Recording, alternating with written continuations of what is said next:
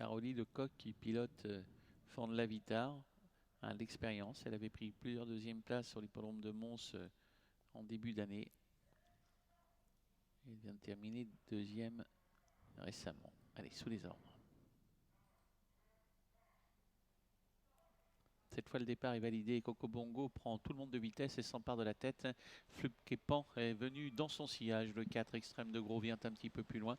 Et deux des favoris en tête de course après seulement 150 mètres.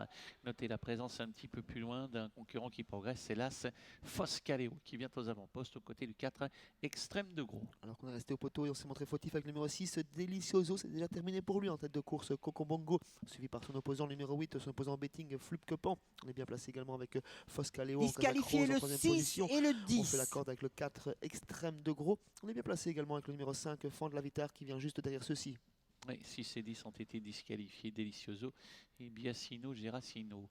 Coco Bongo en tête précède en deuxième position Flupkepan. La troisième place pour l'As Foscaleo. Derrière, on essaye de suivre avec Extrême de Gros qui vient aux côtés de Fan de la Vitar. Ces cinq-là sont nettement détachés, alors que le 2, Yabuzar Crazy, essaye de rester là. Quant au 7, Itoki du Lombard, il fait de son mieux et il tente de suivre le rythme imprimé. Pas beaucoup de changements aux avant-postes avec toujours Coco Bongo en contrôle. On tente de prendre son siège avec Flupkepan qui verse un petit peu vers l'extérieur. On en profite avec le numéro 4, extrême de gros, pour se glisser côté corde et venir chercher le sillage de l'animateur et le favori Coco Bongo. En quatrième position, la casaque rose, toque rouge pour le Las Foscaleo. Ensuite, une petite cassure pour retrouver notamment le numéro 5, Fan de la Vitar, qui emmène la deuxième partie du peloton. Et Coco Bongo, ça se passe très bien. Extrême de Gros a pu prendre la deuxième place car le numéro 8, Flupkepan, s'est écarté de la corde. Derrière, c'est un peu la débandade. L'As Foscaleo est quatrième à distance. À ses côtés, on note la présence de Fan de la Vitar. Et trois chevaux se sont irrémédiablement détachés pour aborder le début de la ligne d'en face. Et Coco Bongo est en train de mener sa partition en solo. Il est seul en tête. Il s'est détaché, sauf incident. Et il ralliera le poteau nettement devant ses rivaux. La deuxième place, elle est pour le moment pour le 4 extrême de gros, mais qui est, semble-t-il, au bout de ses possibilités. Du coup, Flupkepan est peut-être encore compétitif pour la deuxième place. On note la présence à distance maintenant de Fan de la Vitar qui vient de rejoindre Foscaleo quasiment pour la quatrième place pour le moment. Lorsque Coco Bongo déroule comme ça en tête, il est difficile de le suivre, hein. C'est vraiment très difficile pour les autres. Il se détache 10-15 mètres d'avance sur Extrême de Gros qui ne lâche rien. Troisième position pour Flupkepan. On voit fautif dans le lointain l'As Foscaleo.